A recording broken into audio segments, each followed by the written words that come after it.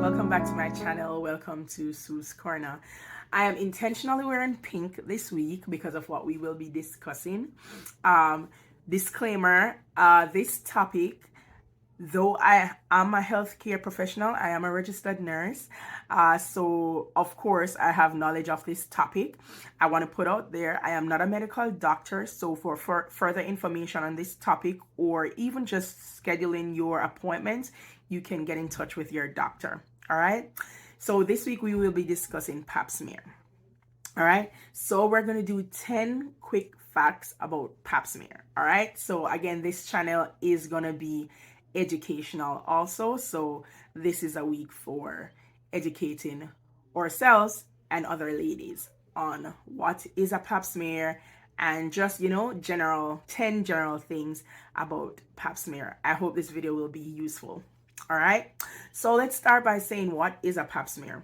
So a pap smear is also called a pap test.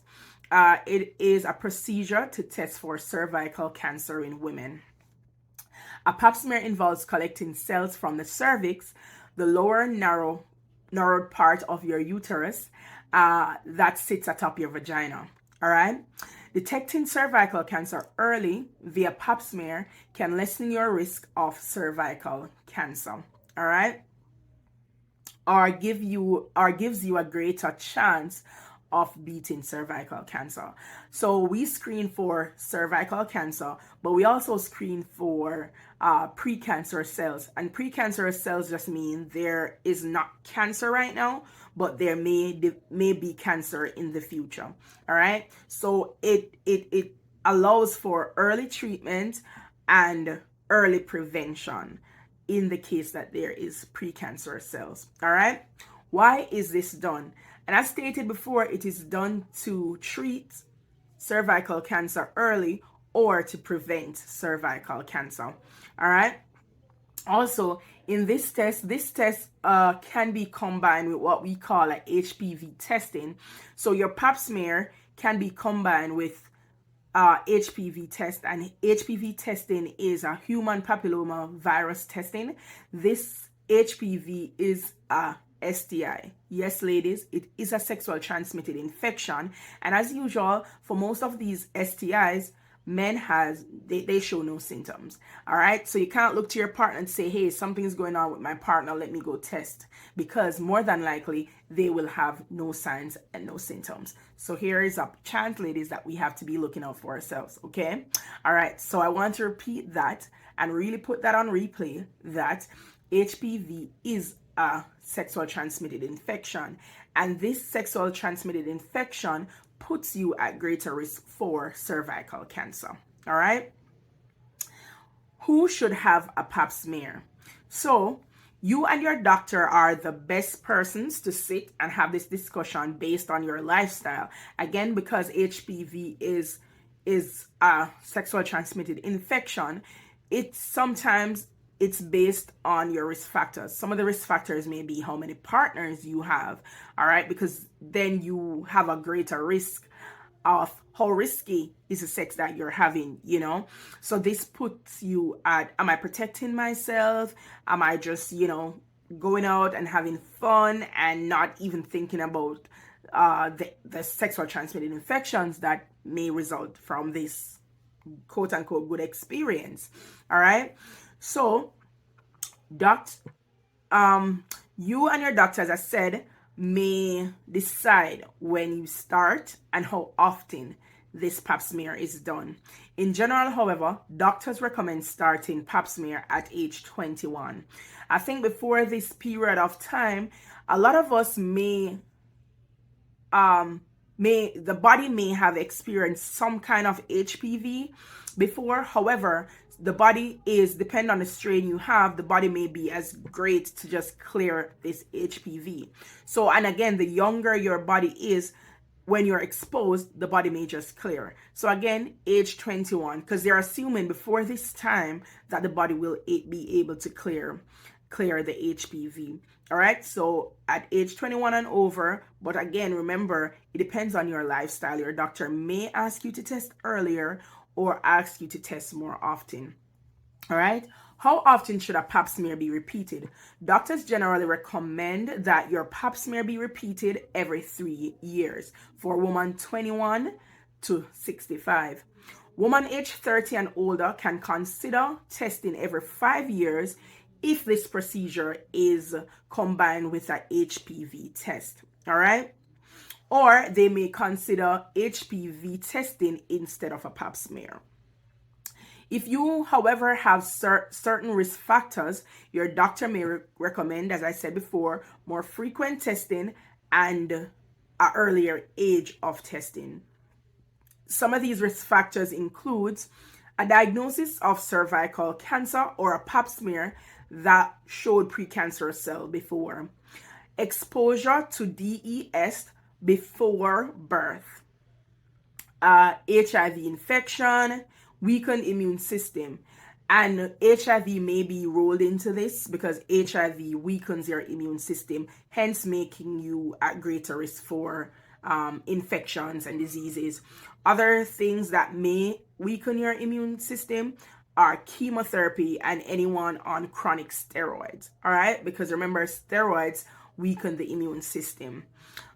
If you have a history of smoking puts you at risk generally for cancers. So people who smoke are also at greater risk and would probably be asked to test more often by their doctor. All right. Who can consider stopping a pap smear or, just not get tested anymore? All right. So in certain situation, a woman and her doctor again, and I love the fact how they're including not just getting up on your own and decide, you know what, I'm not going to do this anymore. It is always a discussion between you and your doctor. All right. To see again your risk factors. All right. So who can consider stopping a pap smear? In certain situations, a woman and her doctor may sit down again and have a discussion on, why can I stop?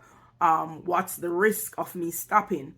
All right. So after a total hysterectomy, and this is a surgical removal of your uterus, which includes your cervix, you can ask your doctor, hey, is there even a point of me continuing to do my pap smear?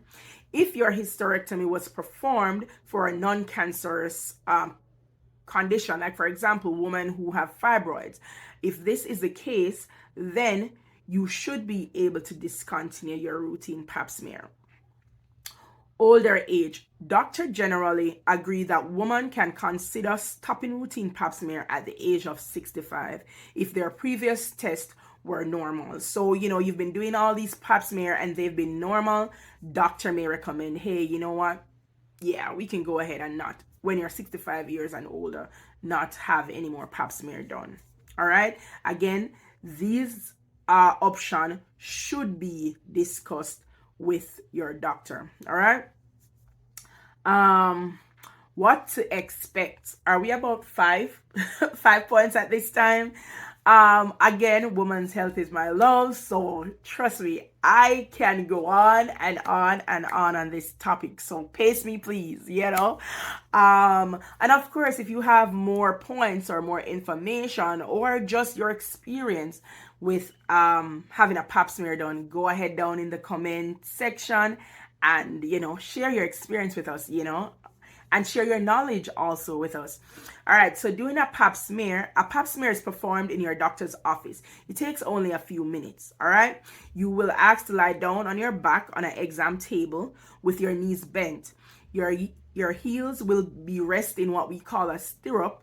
Your doctor will gently insert an instrument called a speculum into your vagina. So what the speculum does, it separates the vaginal wall and makes it clearer for your doctor to see, a clear visualization of the cervix. All right. Again, with this insertion of this speculum, you may feel pressure in the vagina. Then the doctor will take a sample of your cervical cell using a soft brush and a flat scraping tool called a spatula. All right. You should not have pain, horrible pain. Discomfort, yes, but not pain. You may have just a small spotting post-procedure or abdominal cramping. Again, you should not be in dire pain post your procedure. All right, and it's a quick, again, few minutes into your doctor's office. So after your pap smear, you can again go about your daily business. There's no restriction on this after this procedure. All right, your sample will be transferred to the lab, and there's when they will look on these cells further on the microscope. All right, types of results. So we're at 7 more than likely, and we're doing 10. All right, so your results are possibly normal results or an abnormal result. So if you get a call that your pap smear is normal, there's nothing more for you to do. There is no procedure to be had. You just need to schedule your 3 years after pap smear, or however often your doctor suggests that you do your pap smear.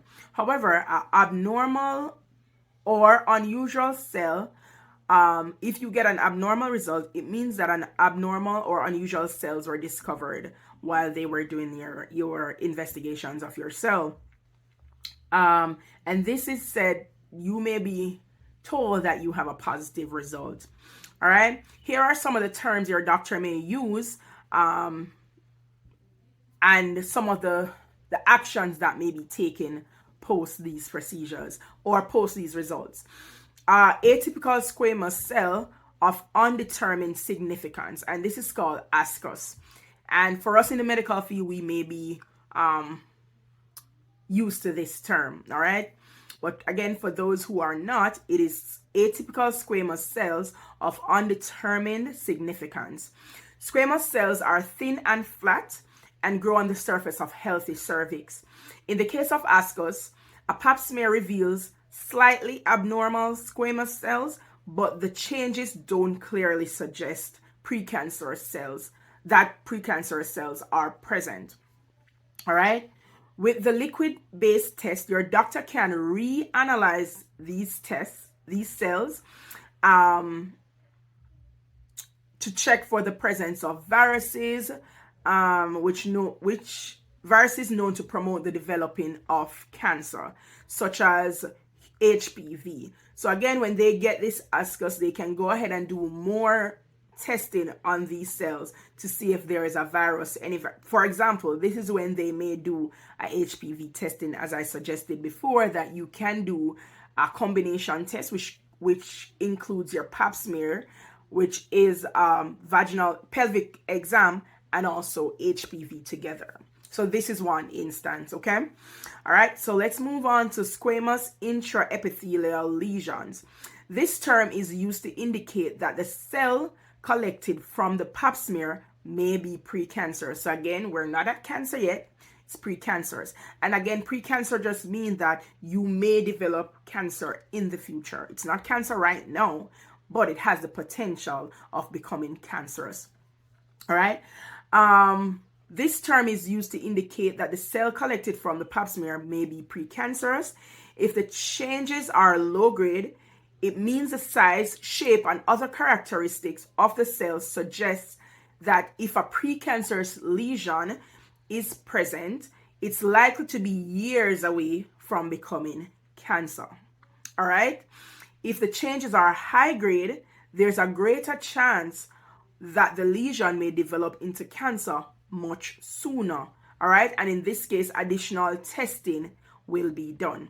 So let's go over this. So if you have a result of squamous intraepithelial lesion, this general statement means precancerous cells. All right. However, you need to take into consideration, if you get this diagnosis, it doesn't mean, okay, I can sit and chill, because precancer mean possibility of developing in cancer, whether it's 7 years from now, or I know personally, if I got that diagnosis, whether it's 7, 10 years from now, I don't want cancer in my body. So I'm like, okay, doc, what can we do? And again, early prevention of this cancer. All right. So low grade means you have several years before this may become cancer. However, if they say, hey, this is high grade, it means that you may develop cancer sooner, and some procedure needs to be done to prevent this. All right. Atypical glandular cells. Glandular cells produce mucus and grow in the opening of the cervix and within your uterus. All right. Atypical glandular cells may appear to be slightly abnormal, but it's unclear whether they're cancerous or not. Squamous cell cancer or adenocarcinoma cells. And again, these words, squamous cell cancer, adenocarcinoma, carcinoma is the other word for cancer. All right. So when you hear these statements, it's more, ringing that, hey, there's definitely something wrong. This result means a cell collected from your pap smear appears so abnormal that the pathologist is almost certain that there is cancer present. Squamous cell cancer refers to cancer arising in the flat surface cells of the vagina or cervix. Adenocarcinoma refers to cancer arising in glandular cells. In such cells, if such cells are found, your doctor will recommend prompt evaluation. If your pap smear is abnormal, your doctor may perform a procedure called a colposcopy. In this, a special device, which is called a colposcoscope, is used to take a closer look at your cervix tissues, the tissues that were collected. Your doctor also may take a sample of these tissues just to check for this test is called a biopsy, just for further testing and further evaluation. And this also helps your doctor to make a definitive diagnosis. All right. Thank you guys again for checking in this week. Again, I'm wearing pink purposefully. And I am a champion for women's health. And if this means I can spare my sisters from getting this cancer, this is what I will do. All right. So early detection, early prevention. Just remember that. So what your pap smear is really doing, yes, it's uncomfortable. And yes, I don't like to get it done. But just remember when you're doing it and the discomfort of it, early detection, early prevention. And that's the goal here. We should not be dying from something that we can prevent, and something that if we do early detection and early treatment, we can live longer. We should not be dying from anything like that. A lot of our sisters are finding out when they go in to have babies, because that's a requirement when you your prenatal checks. We don't want to wait until that time, after you're having your precious, bundle of joy, you're hearing, hey, this may be your case. At this point, you have more reasons to live, more reason to press on. So I'm imploring on you guys, go ahead, get your checks done just to prevent. And also, again, early detection, early prevention. Thank you so much for tuning in this week. Again, go in the comments and share your experience, and just to share what some of the things share your knowledge on what a pap smear is. And thank you again for checking in this week. Continue to check in, continue to subscribe, continue to pass this knowledge on, continue to pass the YouTube channel on to others. Do it as a gift to another sister, showing them that, hey, this is a safe space for us. This is where we come and chat and chill. And also this week will show this is a space where we learn from each other. All right. Thank you guys for checking in. Thanks. Go ahead and subscribe, share, and like. Thank you so much.